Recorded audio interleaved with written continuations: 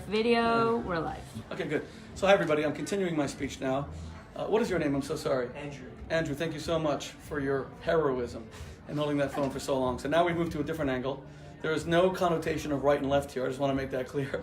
And simply that we now have a very fine woman volunteer who's holding, and I wanted to split this into two. We talked about relationships, sexuality, my book co-authored with Pamela Anderson, Lust for Love, and now I was told there were going to be questions about Israel, and I'm very happy to entertain them. Yeah. And Josh, thank you very much. And yeah. Please, yes. Like, I just want to mention that it was just as maybe a relevant segue into, being more passionate about generally in life.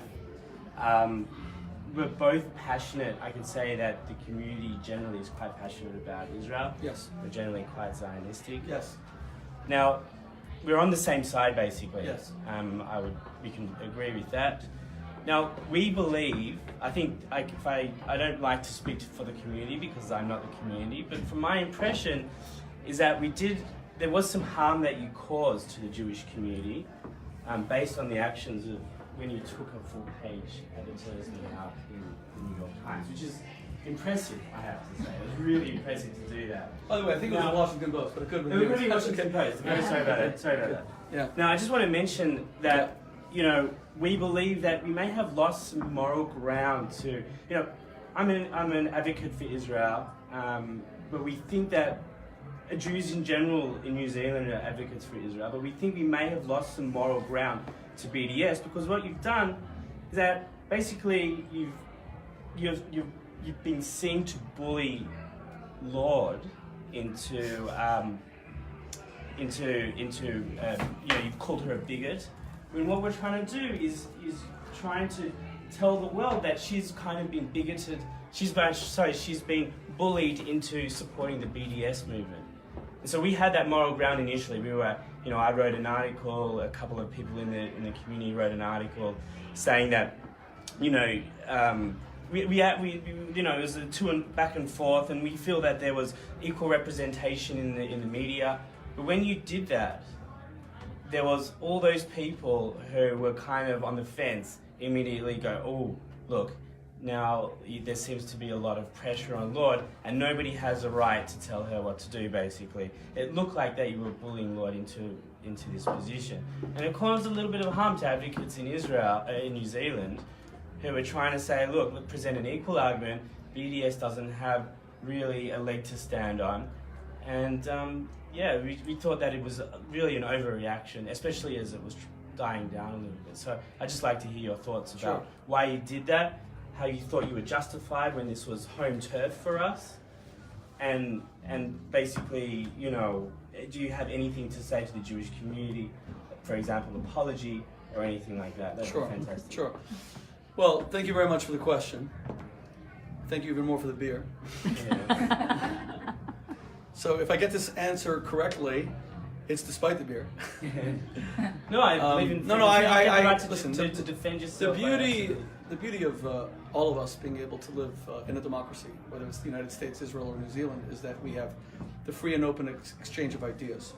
So what I'm going to say in response to your question is not necessarily correct. It's what I feel passionately about. Right. And it could be that you're correct, or it could be that neither of us is correct. But let me try to address this very important question in the order that it was raised, and because you raised, I think, a number of points. The first point you seem to raise is that our ad about Lorde's joining the BDS movement and canceling her concerts in Israel after having sold all those tickets. Remember, Lorde did not choose to not go to Israel. That's anyone's choice. She chose to advertise this event in Israel, sell tickets to her fans, and then say, I'm out. By doing so, she joined the boycott, divest, and sanction movement against Israel.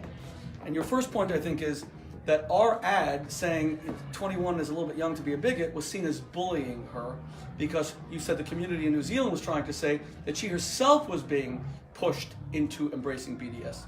My issue with that is that you're saying, I think that's an even bigger insult to Lorde. You're saying that at 21 years old, she can be an international superstar, but she's not responsible for her actions. She is. In the United States, we debate in the Western world whether the age of culpability is 18 or 21. But no one disagrees that it is 21. In Israel, by 21, young men and women have already finished their 3 years of army service, defending against Hamas that has a genocidal covenant to annihilate Jewry in every part of the world, by the way, including here in Wellington, New Zealand. By 21, the Israeli women have completed their tour of duty in the IDF. American soldiers fought from the age of 18 in Vietnam. To say that Lorde has no culpability for her actions and she was being pushed, I feel is even more insulting to her. And I think it's very insulting to a woman. You're saying that this woman is so malleable, has so few personal convictions and so few personal beliefs that she's going to just let herself be bullied. I don't think that's correct. I think all of us have to own our actions. We have to be morally accountable. I'm not saying she has, and we never said that she has no choice to join BDS. Notice we never called for a boycott of Lorde. We simply said it's a bigoted action. I'll get to that in a moment. What we said was that if you do make these choices, there are consequences. To all actions, there are consequences. So the first point I have to disagree with. I don't believe that Lorde was simply bullied. And we weren't trying to bully her. We were saying that if you choose to boycott Israel, that is a moral decision.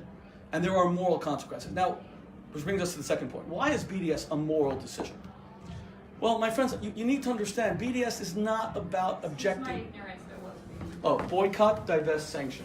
It's a new movement that says that because Israel is in the West Bank, occupying, and I use that word in a way that I'll explain in a moment, the Palestinians, that the world's response should be economic sanctions and economic boycott of Israel. It's called BDS, okay? Yeah. Cultural, economic. So let me explain.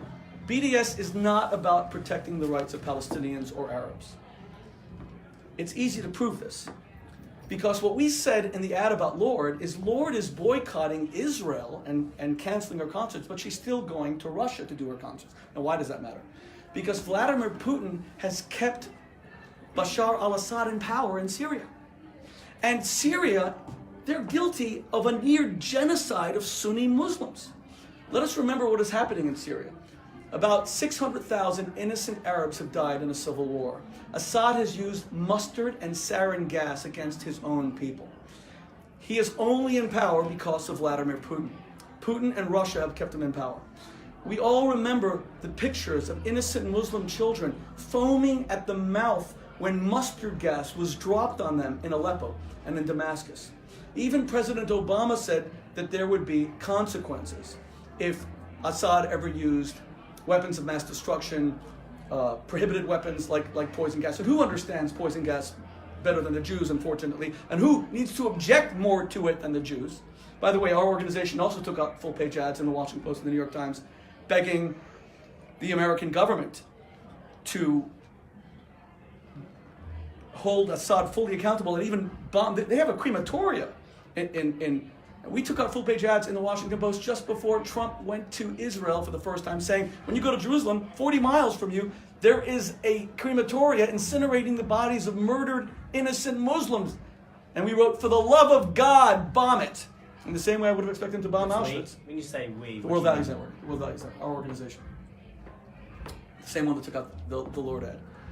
So my second point is, BDS is not about protecting Palestinian or Arab rights, or at least in Lorde's context. How she could justify playing in Russia but boycotting Israel is kind of a way of saying, I only have an issue with Israel. Now, Israel is not guilty of mass murder of Arabs or Palestinians, God forbid. If it were, I'd be the first to abandon the Jewish state. I'd love it, I'd be attached to it, but I would condemn it with every fiber of my being, because Jews have to be moral. There is an occupation of Tibet that China has practiced since 1951. The Dalai Lama, who's easily, I think, the most respected man on earth, has not been able to visit Tibet since 1951. There's no boycott of China. These iPhones are made by Apple in China. There's an occupation of half the island of Cyprus by Turkey since 1975. There's no boycott. There's an occupation of Crimea by Russia and Vladimir Putin. People buy Stolichnaya, Smirnoff. Why Israel specifically? See, that's the question. Answer, Winston Churchill always said during the Second World War, he said, I believe we can defeat the Luftwaffe, and they did in the Battle of Britain. He said, I believe that we could defeat the Germans if they launch an amphibious assault, Operation Lionheart, which never happened. He said, what we can't do is defeat an economic annihilation of our country through the U-boats sinking the merchant marines. If you cut off a country economically, thank you for coming. If you cut off a country, I'm almost done. If you cut off a country economically, that's how you destroy it. BDS is an economic attempt at Israel's destruction. Those who join it, we have to resist it instead of seeing it as something benign. Like I said, Churchill only really feared the economic destruction of Britain. Allowed to fight? So, I could give many other examples. But for us, saying that Lorde joining BDS was a bigoted action while she was still performing in countries that are propping up regimes that are guilty of mass murder of innocent Muslims and Arabs, that kind of seems very selective. And that's what we said. And the ad focused on the moral question and the moral aspect. And I feel that she had a responsibility to respond to that moral aspect. The final point that you made. You said it was unfair to us Jews here in New Zealand because it interfered kind of in a local issue. We were doing a good job that we thought, and we think that you kind of... Okay. Yeah, Understood. exactly. Yeah. Right. Well, so what I have to say is, unfortunately, communities today, unfortunately or fortunately, but as to your feeling of losing moral high ground. Okay, as to your feeling of losing the moral high ground by our actions in the United States, happening here in New Zealand, Right. You have to understand, number one, Lorde is an international figure. She's not just a New Zealand figure. Her music does not sell, and she does not only perform in New Zealand. She performs in New York, she was going to perform in Israel, she performs in Russia, she performs in many countries. She's an international figure. Number two, the BDS movement affects Jews worldwide. It especially affects Jews in Israel. BDS is a global campaign. It's not a New Zealand phenomenon. When Lorde joined it, it also was happening here, but it's happening everywhere. And we're trying to resist it everywhere, especially in countries like the United States, where the Jewish community is large and the Jewish community tries its best to defend Israel in a country that carries a lot of influence. All countries carry a lot of influence, but the United States carries a lot of influence. So I can't say that our actions in New York are not going to impact you here in New Zealand in the same way many other things are going to impact. But BDS is global, and anti-Semitism is becoming a global phenomenon. It doesn't just affect New Zealand Jewry. Whether Jeremy Corbyn becomes the Prime Minister of Great Britain, I think will affect Jews in the UK first and foremost, but it will affect Jews, it'll filter through to Jews in New Zealand. Now let's say you decide to write an op-ed against Jeremy Corbyn. You say he's awful. This man uses anti-Semitic tropes openly. This man praises Hamas, which is a bloodthirsty death cult terrorist organization, et cetera, et cetera. And you write that. Then someone from the Jewish community in Britain calls and says, what are you doing? You don't live here. How could you write something against Jeremy Corbyn? You're making our position very uncomfortable. I think your response would probably be, Corbyn is not just a local phenomenon. Whoever the Prime Minister of Britain becomes is a global phenomenon. It has global implications. Now, finally, Lorde is a very influential young woman.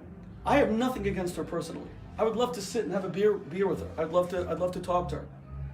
But so long as she is joining movements whose stated purpose, even if she doesn't join the purpose, even if she's motivated by something else, so long as she's joining movements whose stated purpose is Israel's economic destruction, this is 70 years after the Holocaust. We've got to wake up to what happened and make sure that these things don't happen. I want Israel to be a moral country. And Israel is a very introspective country, and Israel is a democracy. Where it makes mistakes, hopefully it'll correct them from the inside. Where that doesn't happen, then we'll have to exert pressure from the outside, like any country. But to choose Israel and boycott it because it's Jewish is the essence of anti-Semitism. And what we have learned, I feel, 70 years after the Holocaust, is that we have to call out anti-Semitism when it first arises, lest it spread. So, I'm sorry if it caused discomfort for the New Zealand Jewish community. I know this is a beautiful, wonderful community. I know this is a very Zionist community. One of the reasons I wanted to speak here was to show my great respect and admiration for the community. But fighting for Israel and standing up for the Jewish state, the first Jewish state in 2,000 years, is critical. It's very, very important. And Lorde's boycott would lead other artists to boycott who are not from New Zealand. And remember, and the greatest proof, I'm sorry this is a long-winded response, it just shows my respect for your question, that I really want to address all of its aspects. The greatest proof, I feel, to the veracity of what I'm saying, is that the person who most attacked me after the Lorde ad was not anyone in New Zealand. It was Roger Waters. Roger Waters got a petition of 100 people to condemn me. Roger Waters is a man who flies pigs at his concerts with a Magen David on them. This is the front man. He used to be the front man of Pink Floyd. Roger Waters wears uniforms, costumes at his concerts. I'm not going to say that they're... You will have to decide what his point is in wearing them. They're very disturbing. And look at the pictures. And finally, Roger Waters is unfortunately an Israel hater to the core. So he needs people like Lorde to join. But whether or not she joins, with all due respect, circling back and ending, my answer, there's still always moral accountability. Saying that she's not responsible, I feel I'm showing her respect by saying that this is a decision she made and she has to be held accountable. In the same way that I'm not blaming anyone for my actions. I'm owning what I did. And, I'm sorry it caused discomfort. Let me also finally say, you always know when a rabbi is giving his fourth ending that he's almost done. Let me finally say, look, when I spoke in Caulfield Synagogue this past Friday night, what I said there was, and I believe you're from Caulfield, somewhere around there, so what I said, and Robert will know, my books, Kosher Sex, Kosher Lust, the new book with Pamela Anderson, Lust for Love, make love, not war. I never planned to be a Hebrew warrior. I was never there to be a great fighter for Israel. I'm a rabbi. I want to teach Judaism. I want to teach Torah to a global Jewish and non-Jewish audience, or even a tiny audience, whatever God feels is right for me to teach. I got involved in all the Israel battles because I just couldn't believe, really, 70 years after the Holocaust, this is starting all over again? 70 years after the Holocaust, swastikas on Jewish cemeteries. Look what happened in a single week, just 1 week. To see the global nature of this phenomenon, that's not limited to New Zealand, right? In a single week, we had the terrorists who killed Jews in Belgium sentenced. That was 2 days ago, right? We had Ilan Omar saying that Jews basically buy off American politicians with their cash, their Benjamins, that Jews are guilty of dual loyalty. This is straight out of the Protocols of Elders Design. And this isn't America, by the way. This is the United States. This is a congresswoman of the United States of America. We haven't seen anything like this. In a single week, Israel continues to have all of its issues, Iran threatening Israel's annihilation, Hamas. So, unfortunately, it's a global phenomenon. And I just feel that we have to fight. That doesn't mean that you're wrong. It just means that on this issue, with all, I'm sorry, but I respectfully disagree. I think we need to coordinate better. That's all. That's what I'm saying.